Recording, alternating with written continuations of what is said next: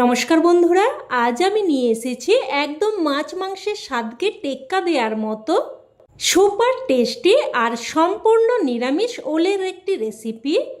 বানানোর পদ্ধতি একদমই নতুন, তবে সহজ ও সাধারণ।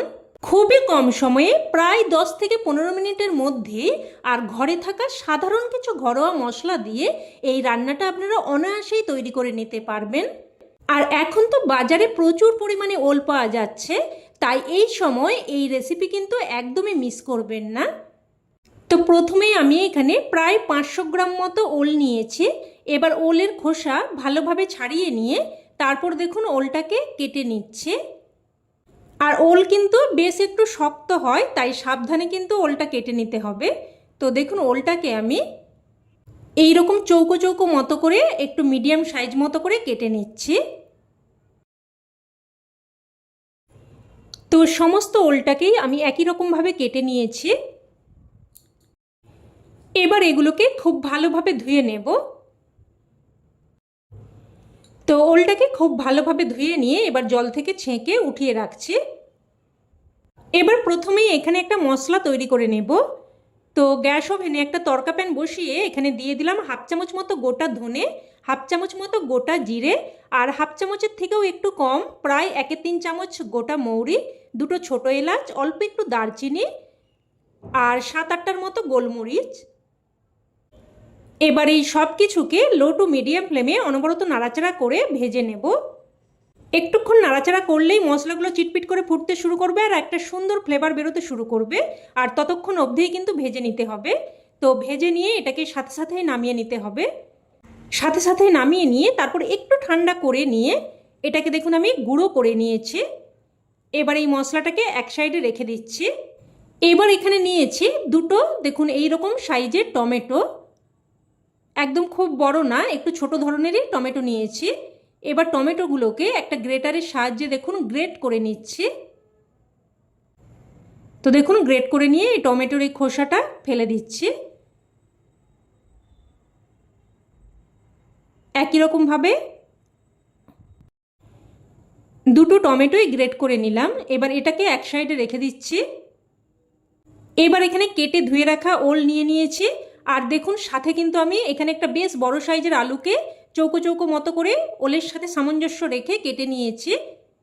এবার এখানে দেখুন নিয়েছি ভেজানো ছোলা, 1/2 কাপ মতো ছোলাকে আমি প্রায় 3 থেকে 4 ঘন্টা মতো ভিজিয়ে রেখেছিলাম। এবার এই ছোলাটা নিয়ে নিলাম।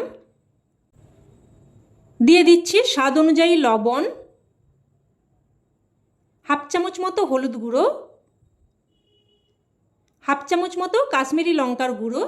এই লঙ্কার গুঁড়োতে কিন্তু ঝাল বেশি হবে না, তবে তরকারির কালারটা সুন্দর আসবে।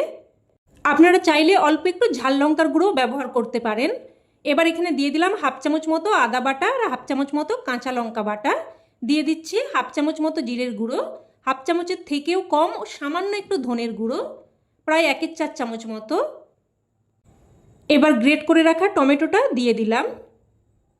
এবার আমি যে মশলাটা ভেজে গুঁড়ো করে রেখেছিলাম ওই মশলার অর্ধেক মশলা দিয়ে দিচ্ছি, আর অর্ধেক মশলা দেখুন আমি রেখে দিচ্ছি। এই মশলাটা আমি পরে ব্যবহার করব।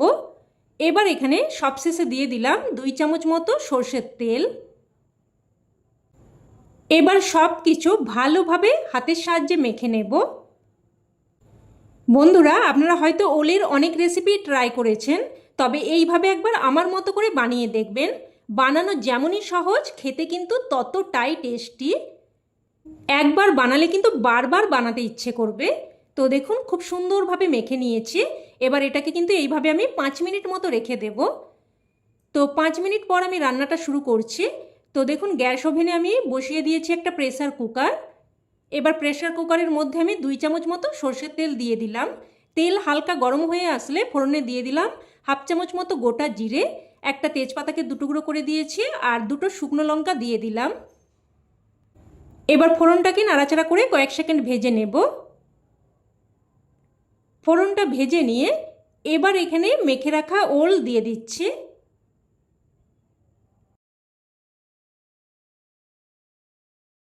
সমস্তটা দিয়ে এবার প্লেটের মধ্যে অল্প একটু জল নিয়ে মশলাটা ধুয়ে মশলা ধোয়া জল দিয়ে দিচ্ছি।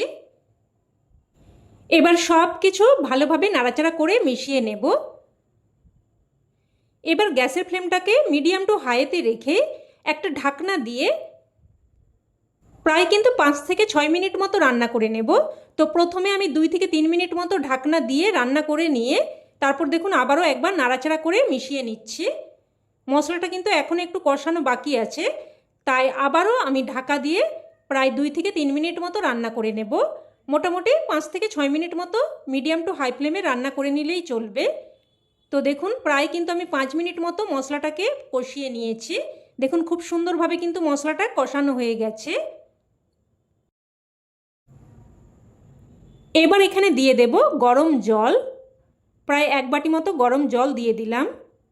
দিয়ে দেব অল্প একটু চিনি, যেহেতু নিরামিষ রেসিপি একটু মিষ্টি দিয়ে দিলে স্বাদটা সুন্দরভাবে ব্যালেন্স হবে আর খেতেও কিন্তু খুবই ভালো লাগবে। আর আমার লবণটা কিন্তু একটু কম মনে হচ্ছে, তাই আমি অল্প একটু লবণ দিয়ে দিলাম। এবার লবণ আর চিনিটা দিয়ে ভালোভাবে মিশিয়ে নিলাম। এবার এখানে আমি দেখুন 2টো কাঁচা লঙ্কাকে একটু করে ভেঙে দিয়ে দিচ্ছি, এতে করে কিন্তু কাঁচা লঙ্কার একটা সুন্দর ফ্লেভার আসবে। এবার কুকারের ঢাকনা আটকে দিচ্ছি। এবার কিন্তু জাস্ট একটা সিটি দিয়ে দেব।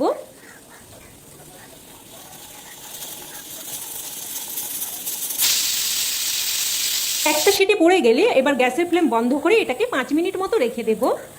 তো প্রায় 5 মিনিট মতো রেখে দিয়ে তারপর বাষ্পচাপটা একদম ভালোভাবে বেরিয়ে গেলে দেখুন কুকারের ঢাকনা খুলে নিলাম। এবার দেখে নেব ওল আর আলু ভালোভাবে সেদ্ধ হয়েছে কিনা। যদিও প্রেসার কুকারে দিয়েছি, সেদ্ধ নিয়ে কিন্তু কোনো রকম চিন্তার কারণ থাকার কথা নয়, তবুও আপনাদের দেখিয়ে দিলাম। দেখুন ওল আর আলু খুব সুন্দরভাবে সেদ্ধ হয়ে গেছে।